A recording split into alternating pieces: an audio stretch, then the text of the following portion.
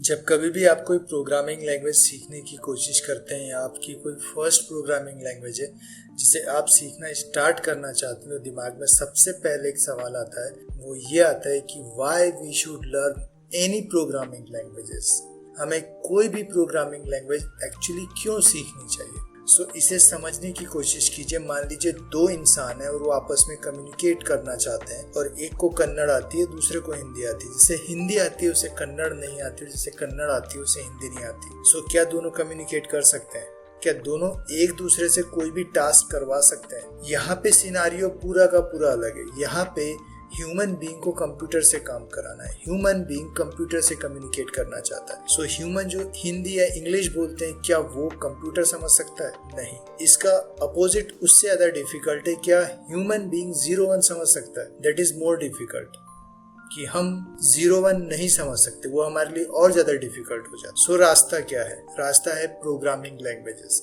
आपको कंप्यूटर से कोई भी टास्क कराना है, कोई भी वर्क कराना है, आपको कंप्यूटर को इंस्ट्रक्शंस देने हैं। उसके लिए आपको लगेगा प्रोग्रामिंग लैंग्वेजेस। जिन सॉफ्टवेयर्स को आप डेवलप करते हैं, जिन बड़े बड़े एप्स को आप डेवलप करते हैं, उन एप्स को प्रोग्रामिंग लैंग्वेजेस के थ्रू यूज किया जाता है। प्रोग्रामिंग लैंग्वेजेस एक्चुअली एक ट्रांसलेटर की तरह वर्क करती है ह्यूमन बीइंग्स और कंप्यूटर्स के बीच में। Okay, that's why we should learn the programming languages. अब एक और सवाल जो आपके दिमाग में आएगा वो ये है कि हमें सी ही क्यों सीखनी चाहिए। करेक्ट। क्या आप जानते हैं कि कितनी प्रोग्रामिंग लैंग्वेजेस हैं? उसमें से सिर्फ हम सी को क्यों चुनते हैं? ज्यादातर लोगों की सबसे पहली प्रोग्रामिंग लैंग्वेज सी क्यों होती है? क्या आप जानते हैं कि अगर हम मिनिमम से मिनिमम लैंग्वेजेस काउंट करें तो भी 900 प्रोग्रामिंग लैंग्वेजेस हैं। यहाँ पर मिनिमम, अगर मैं बात कर रहा हूँ मिनिमम प्रोग्रामिंग लैंग्वेजेस की, देन 900 प्रोग्रामिंग लैंग्वेजेस हैं। और इसमें से हम सी को ही क्यों चुनते हैं? तो सवाल, चलिए समझते हैं। थोड़ा सा हिस्ट्री समझते हैं सी की, देन मैं आपको एक्सप्लेन करता हूँ। 1960 में एक प्रोग्रामिंग लैंग्वेज डेवलप की गई थी जिसका नाम था बी, जिसे मार्टिन रिचर्ड ने डेवलप किया था। इसका जो BCPL जो था, इसको शॉर्ट में हम बी बोला करते थे। इसका फुल फॉर्म था बेसिक कंबाइंड प्रोग्रामिंग लैंग्वेज।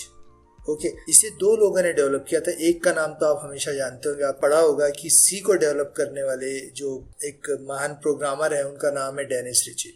पर क्या आप जानते हैं सी को डेनिस रिची के साथ साथ ब्रेन कार्निंगम जो है उनका नाम भी आता है। ब्रेन कार्निंगम जो है एक्चुअली डेनिस रिची के फ्रेंड थे, और डेनिस रिची जब भी किसी प्रॉब्लम में पड़ते थे इस प्रोग्रामिंग को करते वक्त, ऐसे इसको बनाते वक्त, सी को बनाते वक्त, तो वो ब्रेन कार्निंगम की मदद लिया करते थे और फिर इन्होंने सी को डेवलप किया। एक्चुअली सी जो है वो बी को इम्प्लीमेंट किया गया। मतलब बी की जो प्रोग्रामिंग में कमियां थी या बी जो नहीं कर सकती थी, उन सारे कामों को कराने के लिए बी के बाद सी को डेवलप किया गया। सी जो है ना वो किसी और सेंस में नहीं लिया गया। सी सीधे सीधे BCPL था, इसलिए उसको बी कहा गया, उसका शॉर्ट बी पड़ा, इसी वजह से सी का ऐसा कुछ हुआ। ऐसा कुछ नहीं है।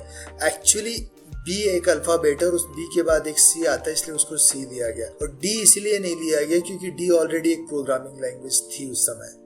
ओके, जैसा कि मैं आपको बता चुका हूँ कि 900 मिनिमम प्रोग्रामिंग लैंग्वेजेस है, तो डी ऑलरेडी एक प्रोग्रामिंग लैंग्वेज थी।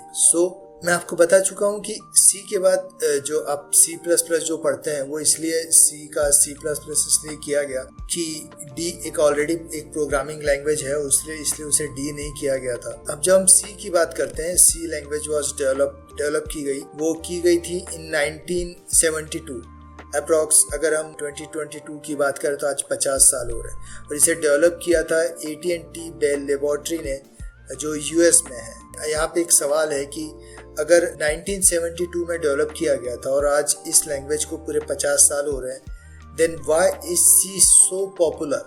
50 सालों के बाद भी, 900 से ज़्यादा प्रोग्रामिंग लैंग्वेजेस के बाद भी, जब आप टॉप 5 प्रोग्रामिंग लैंग्वेजेस की बात करते हैं तो उसमें सी आता है।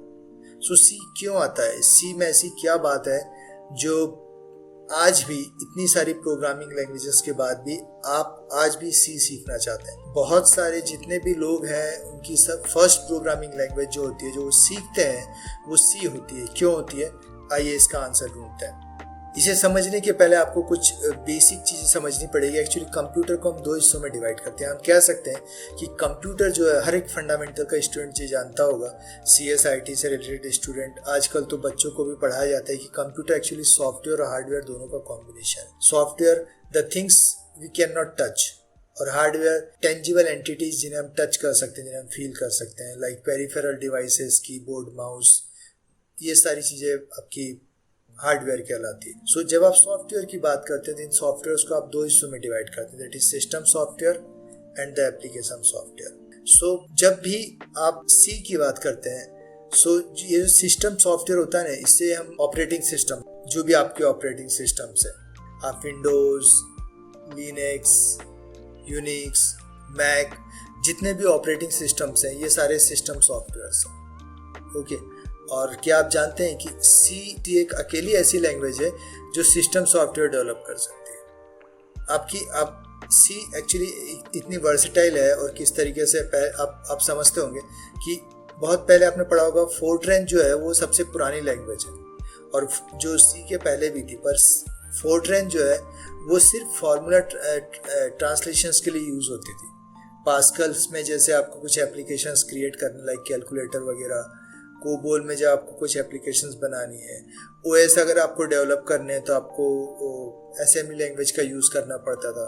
तो एक ऐसी प्रोग्रामिंग लैंग्वेज चाहिए थी जो इन सारे कामों को अकेली कर सके, जिसमें हम सिस्टम सॉफ्टवेयर भी डेवलप कर सके, जिसमें हम एप्लीकेशन सॉफ्टवेयर भी डेवलप कर सके। देन सी डिज़ाइन की गई। ओके, मीन्स अगर किसी प्रोग्रामर को अगर कोई ऐप बनाना है तो वो पहले कोबोल सीखेगा।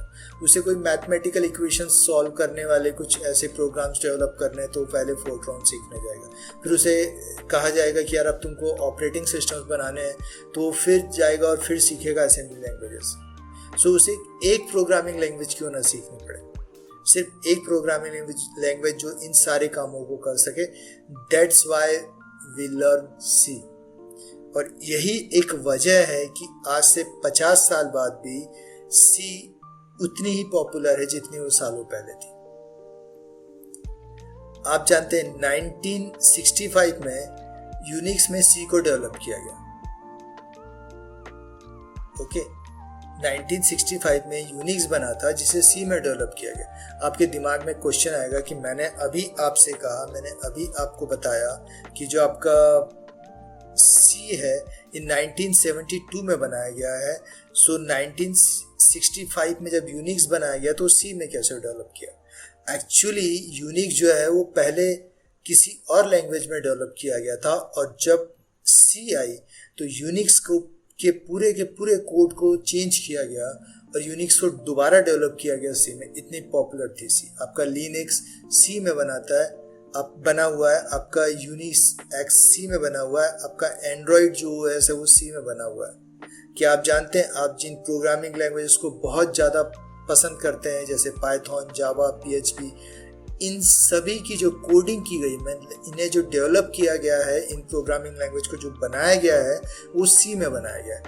इनडायरेक्टली सी इन सभी प्रोग्रामिंग लैंग्वेजेस की मदर है। आई होप आपको ये सारी बातें क्लियर हुई होगी जो मैंने आपको समझाया, और फिर भी अगर कोई डाउट है तो आप मुझे कमेंट कर सकते हैं।